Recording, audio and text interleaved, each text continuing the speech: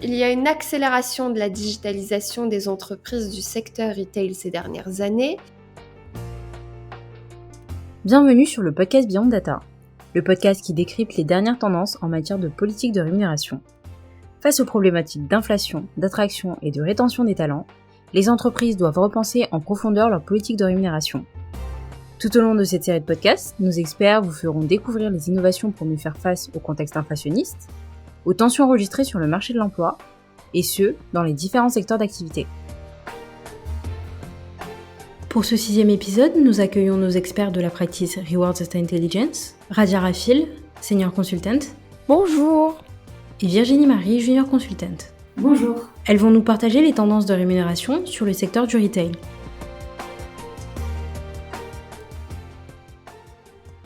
Vous n'êtes pas sans savoir que nous sortons d'un contexte assez particulier, puisque ces 2 dernières années ont été marquées par la crise du Covid et que le secteur retail en a globalement été fortement impacté.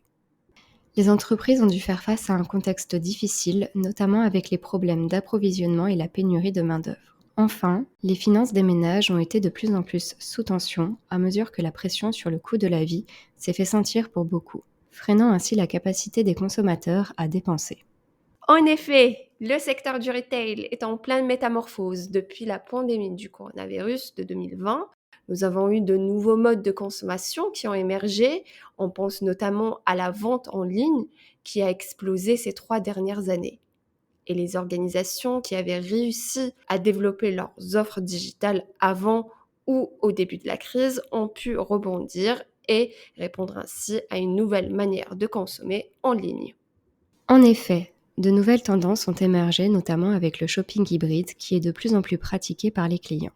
C'est pourquoi les entreprises tentent également d'améliorer l'expérience client en magasin.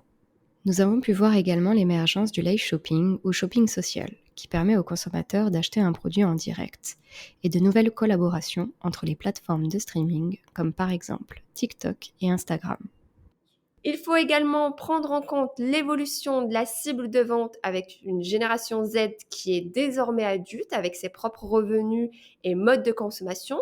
C'est une cible plus consciente, plus concernée par une consommation responsable et durable, avec une vraie attente d'engagement de la part des entreprises.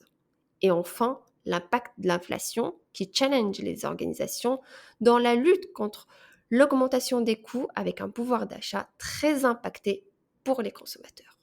Face à ce contexte inflationniste et les tensions qui ont lieu sur le marché du travail, en particulier sur le marché du retail, notre enquête Retail France 2022 nous permettra de voir comment les entreprises font face à ce contexte particulier afin d'attirer et de retenir leurs talents. Effectivement, notre enquête Retail France en croissance cette année avec 103 entreprises participantes et plus de 220 000 collaborateurs. Au sein de cette enquête, nous retrouverons plusieurs sous-secteurs, notamment la grande distribution, le luxe, la cosmétique, la mode, le e-commerce, etc. et couvrent une multitude de métiers clés. Concrètement, en quoi consistent les tendances en termes de rémunération pour ce secteur ?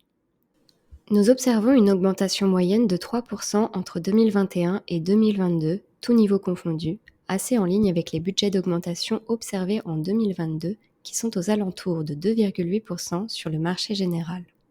Quant aux structures des rémunérations, on observe que la part variable individuelle qui correspond donc aux bonus individuels et aux commissions est importante pour les managers, plus particulièrement pour les plus hauts niveaux de management et pour les commerciaux.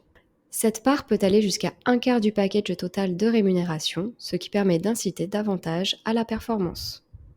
Comme nous l'avons vu, il y a une accélération de la digitalisation des entreprises du secteur retail ces dernières années. Dans ce contexte, aujourd'hui plus que jamais, les entreprises se livrent à une véritable guerre des talents des métiers du digital.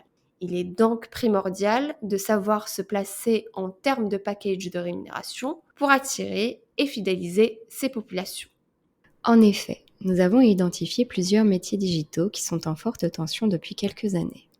En comparant nos enquêtes General Industry, tout secteur d'activité confondu, et notre enquête Retail, Pour les rôles de management, nous avons pu mettre en avant des niveaux de rémunération globalement plus élevés pour le secteur retail, avec plus 7% pour les data science, dont les niveaux de rémunération étaient déjà en tension avant la crise du Covid, plus 15% concernant le marketing digital, ce qui peut s'expliquer par l'importance de ces métiers dans le secteur retail, avec notamment le e-commerce, dont le chiffre d'affaires s'est vu doubler ces dernières années avec la pandémie.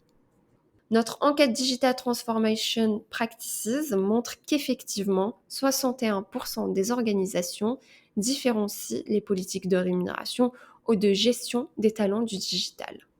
Et 85% des organisations adoptent une approche spécifique pour compenser les compétences considérées comme critiques sur le marché. C'est pour cela que nous aimerions, dans un dernier point, vous parler des facteurs de rétention et d'attraction pour le secteur retail.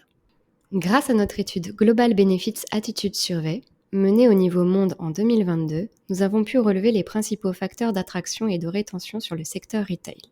Celle-ci rapporte que la sécurité de l'emploi et la rémunération sont les 2 raisons principales citées par les salariés pour rester dans la même entreprise. Afin de répondre à ce besoin de sécurité, nous estimons que les organisations peuvent actionner plusieurs leviers. En France, 39% des salariés considèrent que la sécurité de l'emploi est une des raisons principales pour rester au sein de la même entreprise. Cependant, la rémunération reste la principale motivation, tandis que le 3e facteur est la relation avec les collègues et le sentiment d'appartenance. Le lien social prend tout son sens ici. Et enfin, le dernier facteur de rétention est la relation avec le manager, qui est un facteur très important, particulièrement sur ce secteur d'activité. Concernant les facteurs d'attraction, le premier facteur d'attraction sur le secteur retail, tout comme le premier facteur de rétention, reste la rémunération. Ensuite vient la sécurité de l'emploi, puis la quête de sens, qui est une problématique au cœur de tous les secteurs. Et le dernier facteur est la progression de carrière. Les collaborateurs veulent aller plus vite dans leur parcours et disposer de plus d'opportunités. De ce fait, les organisations doivent travailler sur des parcours de carrière clairs et engageants.